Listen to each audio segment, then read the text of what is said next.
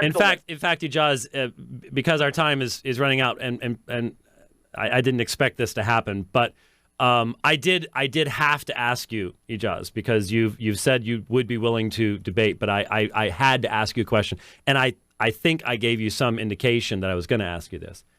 Shortly after my debate with Zakir Hussain on 20 September, I guess, I'm assuming this is 2012 because I think that's the year it was, wasn't it?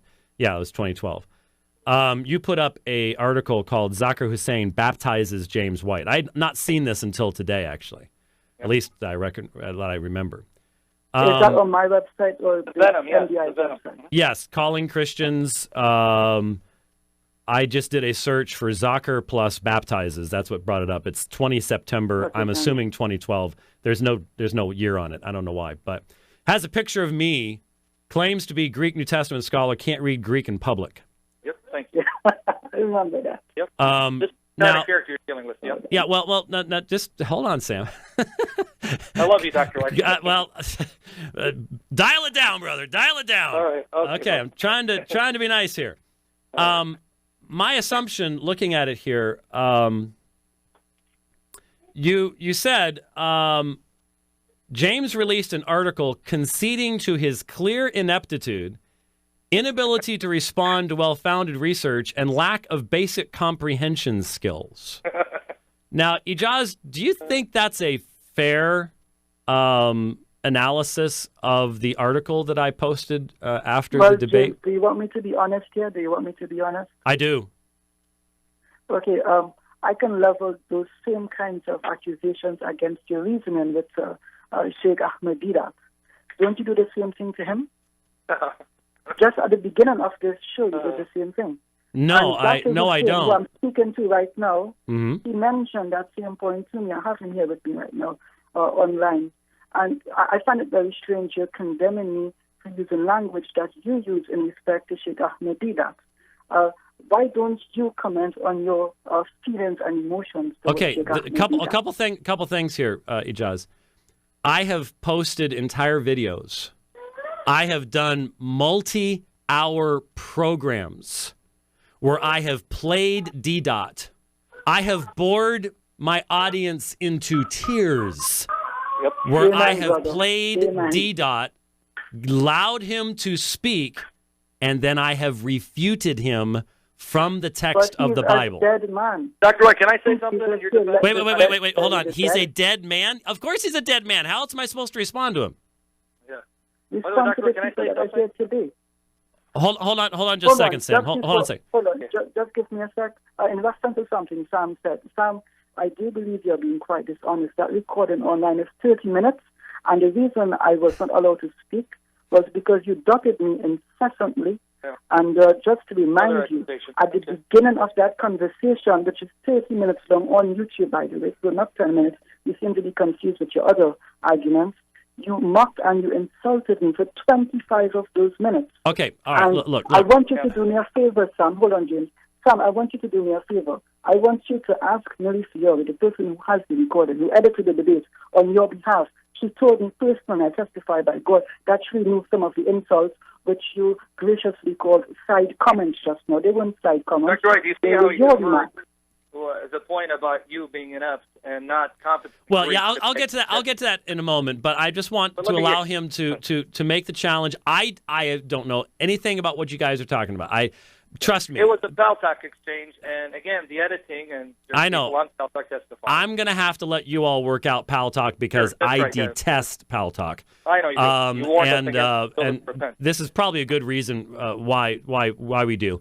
But how much time do we have left? Actually, what I want to do here, first of all, Sam, thank you for calling in. All right, brother. I just want everybody to hear from you that you and I have had some direct discussions on this subject, and that we approach things a little bit differently. I've never said you need to be just like me, and you've never told me to be just like you, and that's the way it should be. So I appreciate your confirming that.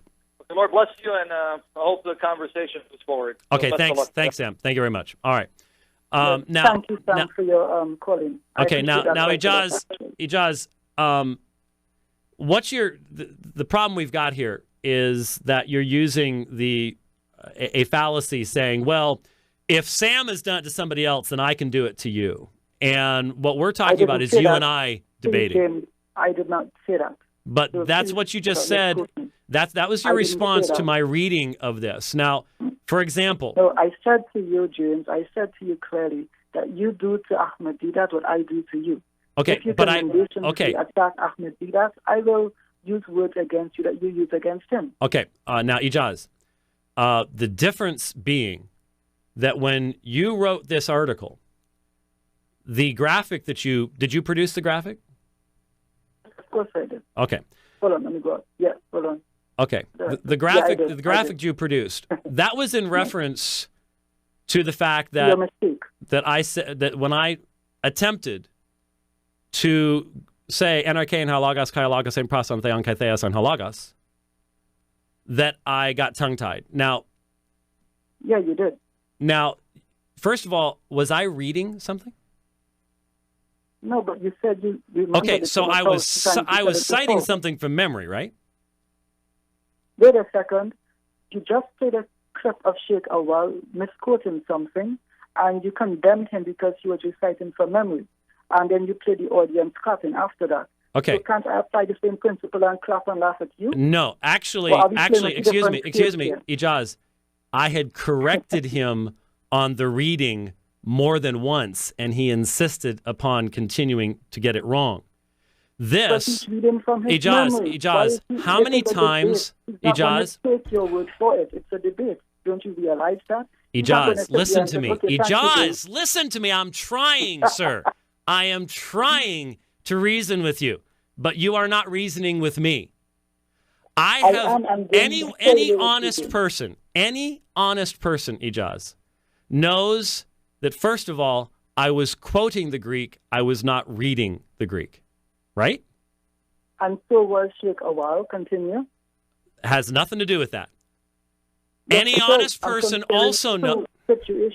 Okay, I put you on hold. I'm sorry. I hate to have to do that. But you will not listen. And we're paying for this call. So it's not the other way around. Let's try this one more time. Any honest person knows that over the past 20 years, I have quoted John 1:1 in Greek at least 1,000 times in debates, lectures, and things like that. And that it's not a matter of reading. Anyone who has read my books knows that of all the things I've done, I do know New Testament Greek. So here's the question. I'm going to bring you back up, and hopefully you can answer it. Why put a graphic on the screen alleging that a person who has taught Greek on the graduate level since 1995, and that's documentable, simply because I got tongue-tied once, can't read Greek in public? And I wasn't even trying to read Greek. I was quoting it. Why do that? Is it a fact, James? Can I be heard, or are you still putting me on hold? No, you're up. Okay, thank you. Are you looking at the graphic right now? I'm looking at it. Okay, what does the first line say? Claims to be a Greek New Testament scholar. Do you claim to be that, yes or no? I have taught New Testament Greek and on the graduate level, yes. So is that claim true? Yes. Yes, no? it is. It is a true claim. And the second thing, you made a mistake in your reading. You couldn't read it properly. That's not the same thing, is it, Ijaz? That's not the same thing, is it? Can't read Greek in public. Are you telling me? Yeah. Are you telling me that one single miscitation means I've never been able to speak Greek in public? I just did to you. The camera just caught me. You're doing a generalization. Hati enauto, katoi kai pantai pleroma te steate ta somatikos. What is that? 2 years after. 2 years after. My goodness, man. And I did that years beforehand. Ijaz, and you didn't do your homework, and that's dishonest. That is dishonest. I did my homework. I call you a Greek scholar, sir. No, the dishonesty is how many times in how many debates before that debate in London had I read Greek in public? I don't know, sir. Ijaz, listen to me, Ijaz. Admit to it. Own up to it. Ijaz, listen to me. I've told the story. You listen to this program all the time. I've told the story many times. I'm sorry? I don't listen to you quite often, but I read your posts. You read my what? Your blog posts. Oh, okay. All right. So you don't. Okay. So I figured with all the comments you make that you do. All right. Let me tell you something.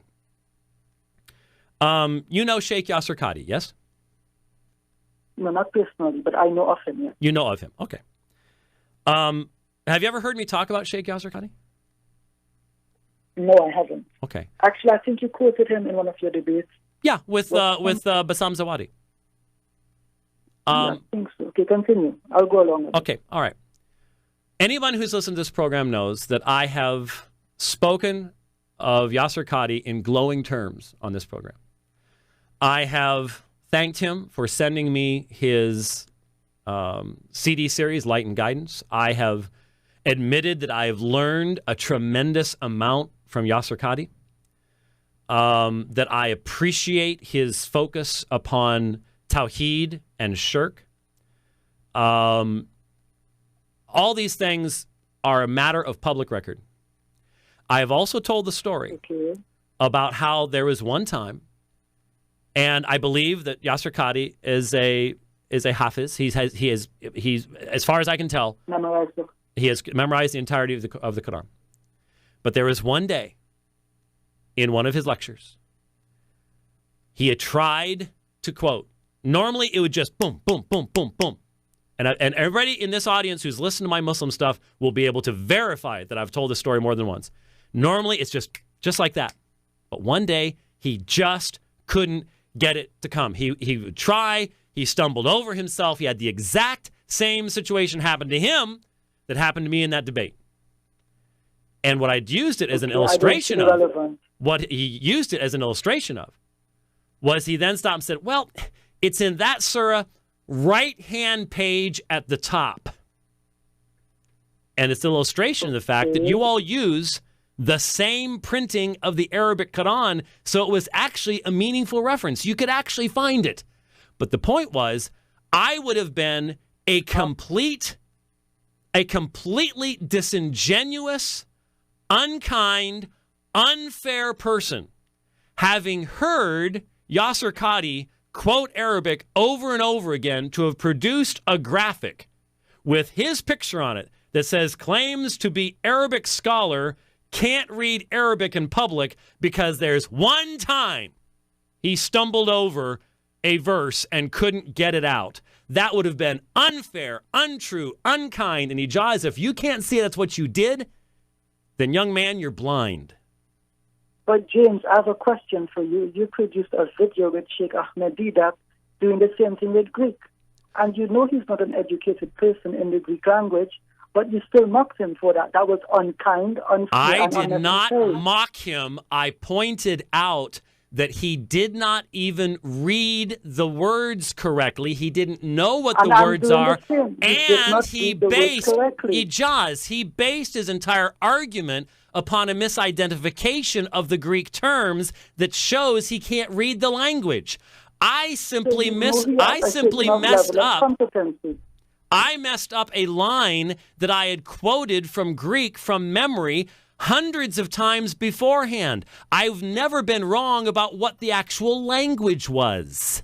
If you can't see the difference, once again, young man, you're not reasoning. Ijaz, would you just think about what I've said to you? Would you just consider that maybe, just maybe, you do use a different standard? I judge you the same way you judge Sheikh Ahmed Didat. No, you do not. Man who you attack all the time. Okay, all right, thank you. Why don't you argue with a Muslim? All right, Ijaz, thank you. Everyone knows that when I respond to Ahmed Didat, I let Didat speak and then I refute them. That is not what you're doing here. You didn't refute my usage of John 1:1. You didn't refute the original languages. All you were doing was mocking a misstatement of words, which if I did to my opponents, no one would listen to me. And nor should they. That all the time. Do not. It's false. James, it's false. Let's come to an agreement here. James, can we come to an agreement? will you agree to debate me on a topic on the Bible? Right now, Ijaz, honestly, if you can't see the difference between my refuting, Ahmad did not simply have it right about John 1:1 and miss it. If you'll remember, he put the Greek on the screen, and it was wrong. That's not what I did. I put nothing on. There was no error. Was there any error in the original languages in my presentation on the screen in that debate with Zakir Hussain? Yes or no? I don't think so, no. There wasn't. Are you actually alleging, in light of what you have on your website, that I cannot read Greek?